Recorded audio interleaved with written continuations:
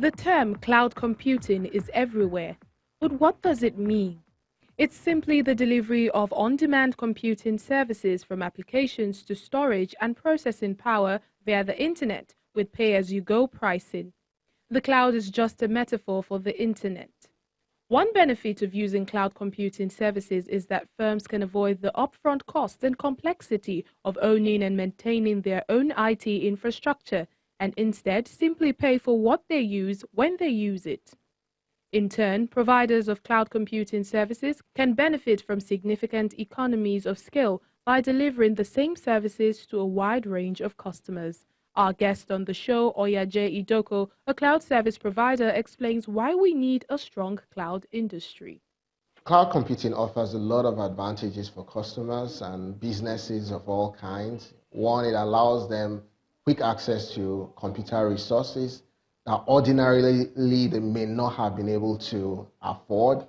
And secondly, it takes the burden of managing, computer infrastructure and data centers off businesses and allows that to sit, with the cloud service providers, and gives them, available options of different computer environments and different locations to host their data and access their data in real time. Can you give us an overview of the cloud market in Nigeria today? Nigerian cloud market is growing. I mean, prior to the past maybe 3 years, we had issues with data center availability and even cloud service providers. But with the proliferation of data centers in Nigeria within the past 3 to 5 years, we have seen an upsurge and uptake of cloud services within the country. It's still not where we want it to be. However, the confidence in cloud service providers is growing on a daily basis. First of all, I've seen a correlation between the growth in the startup scene and the technology startup scene, as well as cloud service adoption. But it's still far from where we want it to be relative to the western part of the world. So a whole lot more needs to be done, both by the government as well as organizations and companies, to make the adoption a lot faster. Let's talk about those things that need to be done both by the government and by the private sector. What would you advise? Well, from the part of the businesses, they need to, build more confidence in the system. I know the complaints in the past used to be, issues of security, issues of even the strength of the data centers, issues of power and all that. But I can confidently say that most of those issues that used to be prevalent in the past, are really no more. Right now we have certified, data centers that can be compared to anywhere in the world. Currently we have a lot of businesses and even the government agencies themselves still hosting their data outside the shores of the country, and this really is not acceptable. And the government really needs to drive this through policies. I'm aware NIDA is doing quite a lot in this space, but we need to see a lot more urgency. What is the benefit to the country if your suggestions are implemented? One of the first benefits I think the country will derive from this is in the area of data sovereignty. There's no reason why a country like Nigeria should have, their critical data hosted, outside the shores of this country. Of course, we have issues like, security to deal with. Why would you have your critical data in the hands of other countries? A lot of these people that even host their data outside the country don't even know where the data is residing.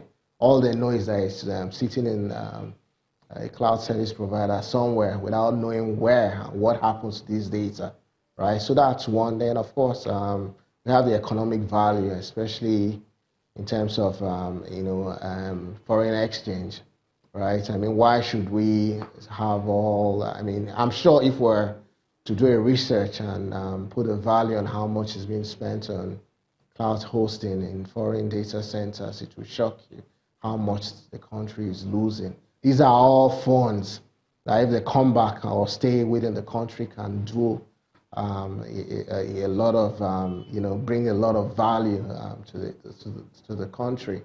All right, and of course I mentioned security already. And this applies not just to government agencies, but even the private sector as well. Because a lot of critical, public data, citizens' data is in the hands of private enterprises. The banks, for instance, and all the financial data, we have no idea where this data is residing. And this applies not just to Nigerian entities, but even foreign, for instance, foreign credit card companies that are, that have access to Nigerian data. Where is this data residing? Ideally, all this data should be resident within the country. So yes, the government needs to do a lot, and they need to see this as a critical issue that requires very urgent attention. We mention local content all the time, but what do you think is the relationship between local content and the healthy local cloud services industry? Yeah, certainly. I mean, certainly. Like I mentioned, there are quite a lot of local cloud service providers currently, in the country, right? And it helps, right? It helps for Nigeria to promote their own, because that's the only way we can grow to be competitive, with similar companies from the rest of the world. So if we don't appreciate our own providers, if we don't appreciate our own developers, who will? I mean, giving priority to local content service providers and content developers definitely builds their confidence, as well as allows them also to be, to compete with their peers globally. For emphasis, I'd like you to also talk about the risks. What are some of the risks associated with Nigeria if we do nothing about where our data is stored? Yeah, well, Nigeria needs to take this very, very seriously. I mean, other countries have done this, and they are still doing this, right? Because we cannot leave our data. I mean, everybody has been talking about data being the new oil. We all know how critical, how sensitive data is. I mean, the power really of every nation is the amount of data it has and how well it has put this data to use, right? So we can't leave this data residing in outside the shores of this country. We need to make a very, very deliberate effort, especially as the cloud adoption increases on a daily basis. More and more, organizations, companies, and even the government, is now looking to cloud, and practically every organization, as part of their digital transformation, are looking to cloud within the next, 2 to 5 years, right? So where is your data going to be resident? That's the question we need to ask ourselves. This data needs to be resident in the country. We have the capacity.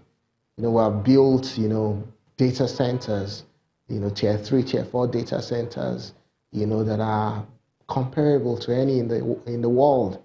So the capacity is there, right? So right now, what we need to do, and do very, very fast, is for government to, come out with a policy that will basically mandate organizations, be it MDAs or private sector, to host their data locally. It's been amazing having you on the show today, and I'll join you to say, let's host our data locally. Thank you for being on the show today. Thank you. All the best. All right, thanks.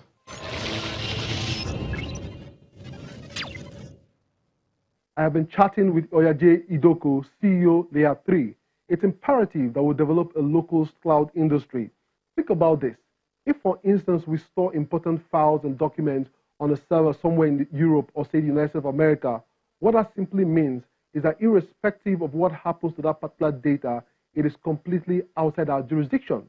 So forward-looking nations have built enough capacity and still investing so as to ensure that they can host important data locally. That's our show for today. Remember, we live on social media at Tech Trends TV. You can watch these and previous editions of the show on the channel's TV Tube account or via cfablog.ng. For Tech Trends, I'm Chukwemeka Agbata.